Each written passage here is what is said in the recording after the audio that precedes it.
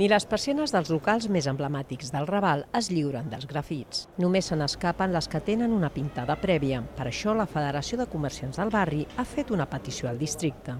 Dins del pla d'actuació del districte hem fet la proposta de poder pintar les nostres persianes dels nostres comerços associats en algun motiu artístic. La proposta també té una vessant social, ja que volen que els joves del barri amb risc d'exclusió social s'encarreguin de l'embelliment de les persianes dels comerços. Poder aconseguir que aquests nanos